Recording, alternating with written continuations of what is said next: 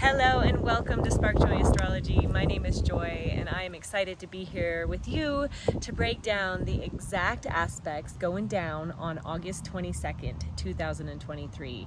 I know, friends, I have missed you for a few days. It's the longest I've ever gone without making videos, and I really do apologize. I wish that this was my first priority and my first job, but unfortunately it is not yet. Maybe someday. I mean, I'm not gonna say maybe. It will someday, but right now I am still working my main job, which is at Colorado State University, where all the incoming freshmen just came, and I have been working my booty off. And then I have 3 kids, and 2 of them just started school. So I apologize that I was not with you more over the last few days, giving you the astrological breakdowns. But basically, in a nutshell, we've been doing some shadow work, friends. And Black Moon Lilith is still part of the picture here on Monday, August 21st. She is actually making a sextile to the moon. So we are being asked to look at ways that we've really stepped into our power in this cycle since July 22nd, when Venus did go retrograde. Venus and Black Moon Lilith have been hanging out together during this entire retrograde. They kind of left Juno, who represents our what we want to commit to, our loyalties. They kind of left her at the earlier parts of Leo and have been moving towards the end, and now kind of back into the middle. We have Venus at 15 degrees. Our sun today on the 21st is at 28 degrees. The sun in Leo at 28 degrees is exactly where Venus was when she retrograded on July 22nd. So this particular degree is one that I want to spend some time on today, friends. This degree, we round up to the 29th degree when we look at the Sabian symbol, which is a phrase given to us by a very talented psychic who channeled each one of the degrees. She got a message for each one. And the 29th, you always round up when you're using Sabian symbols, is the 29th degree of Leo says, "A mermaid emerging from the ocean waves, ready for rebirth in human form."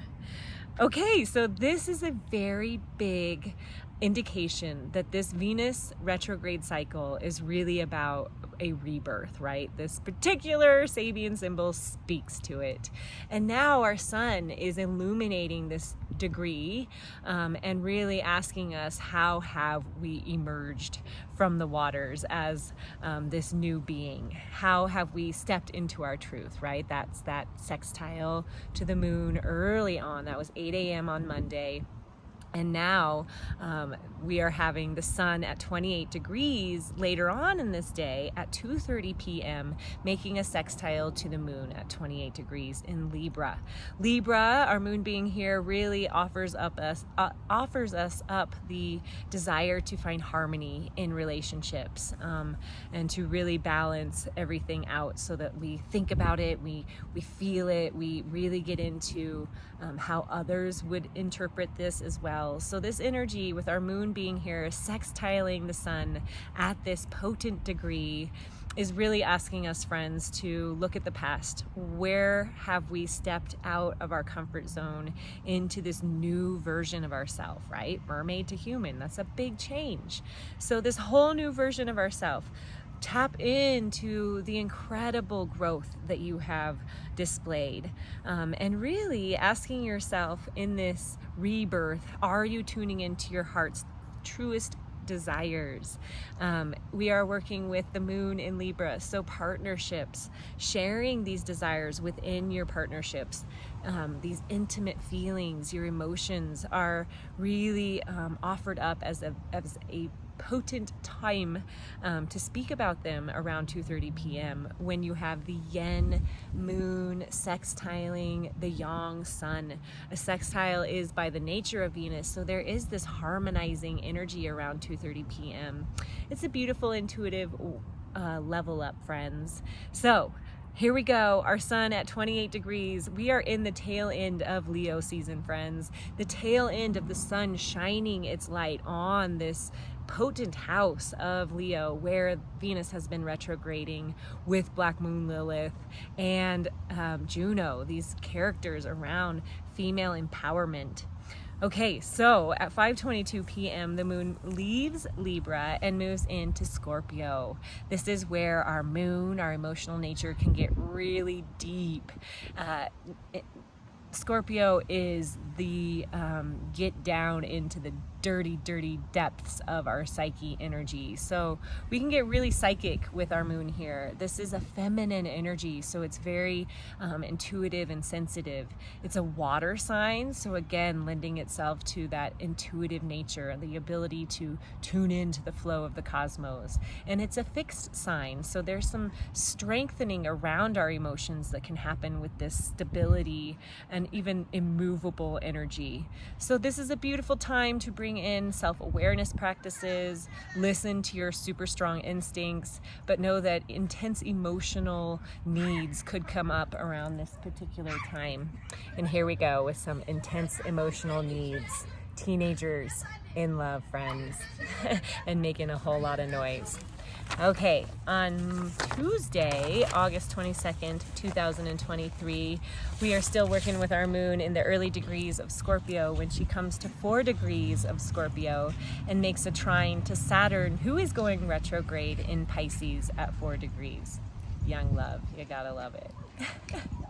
So this is the opposite of what I just spoke to. Young love, no. This is wise, owl, old, crone energy. This particular aspect that comes in at 1:32 a.m. is this emotional, mature energy. Our moon being our emotions and Saturn being that wise character, and they're coming together with a trine. We're really able to look at our foundations in our lives. Are they solid? Are we creating what we want?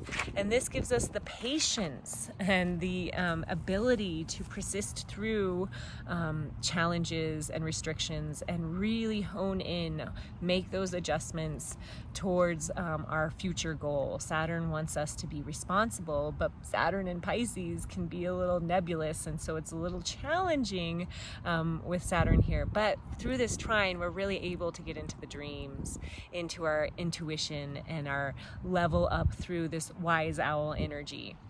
At 6:16 a.m. Venus retrograde at 15 degrees of Leo squares Jupiter at 15 degrees of Taurus. This is a big aspect because, friends, we're going to be feeling it for over a month. We've already felt it on June 11th when Venus was going direct. She came into square with Jupiter, and there was a lot of Chiron energy at that particular time when they came together. This one is not as much, but we are still definitely working with a lot of healing in this cycle. This particular square, though, is a little less Chiron activated. And so with this, what we can find is our two benefics, Venus and Jupiter, which you would think would be all wonderful goodness coming together, which it is. There's a lot of great stuff that comes with these two characters eyeballing one another, but they are connected through a square, and a square is by the nature of Mars, which is the warrior, so there can bring some tension, some heat, some aggression with this particular aspect. So with the two benefics being tied together with the square, we can certainly come into some excessiveness. So Venus represents our money, so we could definitely be spending too much money. We could find some mean girl type of energy, if you know that movie, but this I'm better than you because I have money, or because I have this I'm better than you kind of energy as well. There's definitely this extravagance, overdoing it, overindulging energy that can happen with the square and these two benevolent planets. It's like, can too much of a good thing be bad? Maybe that's what this particular aspect is going to teach us. But on the flip side, all the beautiful things, this is expansion into our self-love revolution, expansion into really connecting with ourselves and finding those things that get in the way of connecting with ourselves. Hello, square. So we are expanding, we are leveling up, we're getting more wise. This is definitely happiness, benevolence, good energy, but definitely time to take action towards getting support as well.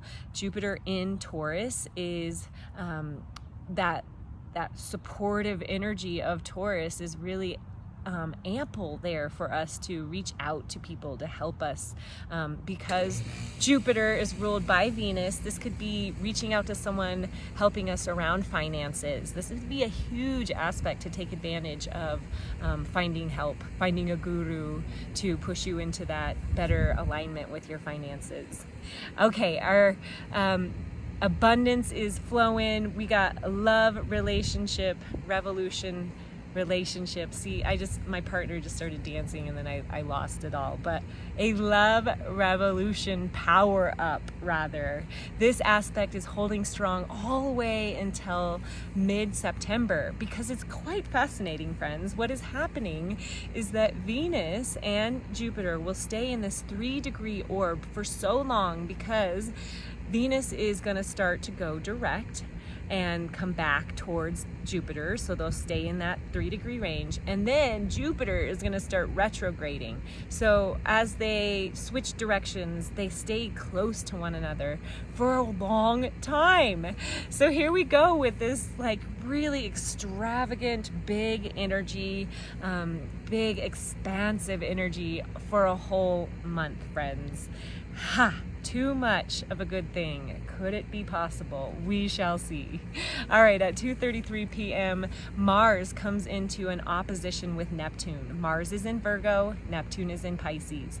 Neptune is going retrograde. Mars is the only planet who is charging fast right now. We have most of our planets in retrograde motion or stationing to go retrograde. So Mars is the only one that's like, go head first, we're going. And so as he opposes Neptune, we can come into some confusion around what to do. Mars is our aggressor, our go energy, and Neptune is our spiritual energy. So when these two come into opposition, there can definitely be some murkiness on our direction. So we may feel like we are maybe not doing it. We're inadequate at this point. There's this striving and this driving for things that feel murky and like unobtainable. So there's some challenge here. There's some disappointment with this particular aspect. We can certainly find chutzpah when it comes to standing up for our belief system, you know, that Neptune, our beliefs, and Mars, the warrior. So you could come into some conflict with others where you need to stand ground when it comes to your spiritual beliefs.